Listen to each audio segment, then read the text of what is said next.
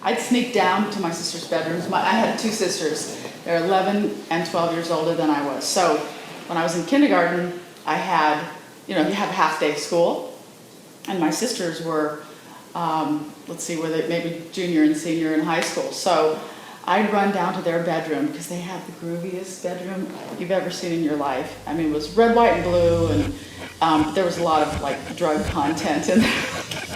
And there was this huge poster of Uncle Sam, and it said, "Uncle Sam wants you to take the birth control pill." And I was like, oh, my sisters are so cool. And they had hot guys plastered all over their walls, So there was things going on down there that I wasn't really supposed to be privy to. But I would sneak down there when they were in school, and I'd put on the David Bowie album.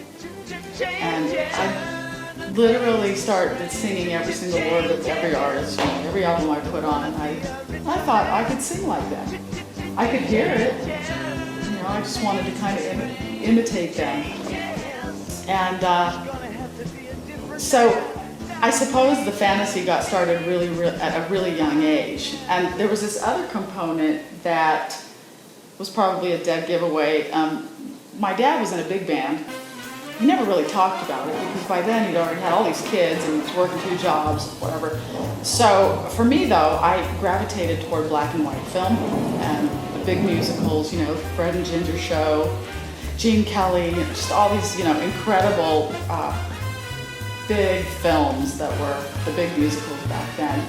And there was a commercial break and I'd run out in the hallway and start tap dancing, I'd actually talked to my mom. My mom was in the kitchen, and I'd run in there and go, "I want to be a singer and a dancer and a performer when I grow up." And she's like, "Oh, sweetheart, they don't do those things anymore. They don't make those films." And I was like, "What am I going to do?" So I just continued to sing because it brought so much joy to me, and that was the only thing I really cared about. And as I got into high school, we went to church all the time, so I would, find ways to become a part of a duet or a trio or sing songs. But I really wanted to rock. And then I had Joy. I had her at 22, so I was becoming a mom. But I continued to sing, just, in the car and in the shower and around the house. And then when she got to be about 10 years old, I was like, I've got to do this. It's going to kill me. But I was so afraid. And so, of course, here comes the journaling again, I have to go there.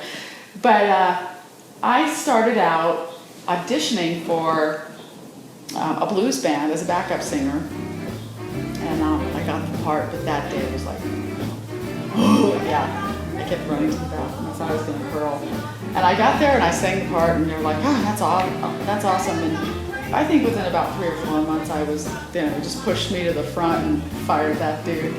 But it was time for me to do more, and so I just started joining different bands and auditioning for different bands, and so that was probably the first of I'd say about 5 bands. And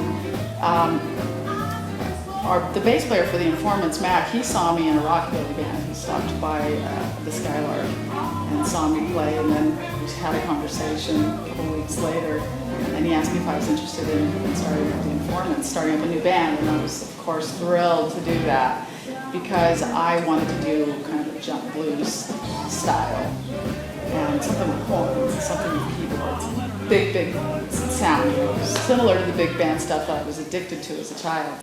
Time to change up and down and then time to play the song and dance. When it's time to sing, let's take a chance and let's rock. At that time, I picked up a guitar and take piano lessons. I, played when I was a little kid.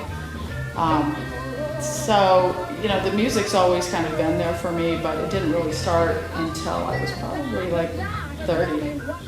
And then I felt like I was really behind, but now I know that's not true.